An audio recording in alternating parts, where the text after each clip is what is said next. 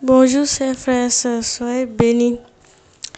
Hier nuit, j'ai eu un songe de la part du Seigneur concernant le prophète Elipada. Et dans le songe, j'ai vu Elipada. Il était dans une pièce, dans une chambre, une grande chambre, toute noire, mais je pouvais voir. Et il était couché sur un lit de verre, mais il y avait du matelas dessus. Donc il était couché dessus. Et il avait porté un habit blanc, avec les cheveux laissés, toujours la longue barbe. Et à côté de lui se trouvaient deux jeunes personnes. À côté de lui se trouvaient deux personnes.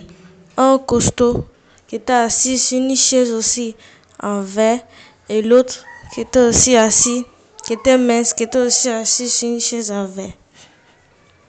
Et la personne en forme qui était assise sur la chaise en verre à côté du lit d'Elipada a dit que il faut qu'on te tue parce que ton heure est bientôt arrivée et il faut que tu meurs, que tu ne puisses pas prédire tes révélations. Et en même temps, un coup, il y avait une porte dans la salle qui était cachée. La porte là était ouverte.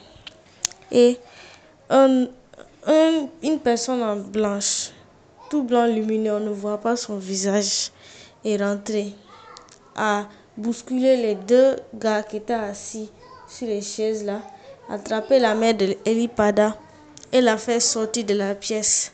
Et en dehors de cette pièce, il y avait la lumière. Il y avait la lumière. Et quand il sortait, c'est comme si il était sur une charrette avec un cheval blanc. Et il était acclamé. Il était sur un cheval blanc. Il était acclamé par des gens à côté de lui. Tout le monde. Tous les gens étaient autour de lui. Et il l'acclamait. Et il les saluait avec la main. Et tout le monde disait: le retour de Elipada est arrivé. Le retour de Elipada est venu. Donc, voilà le songe que je tenais à partager.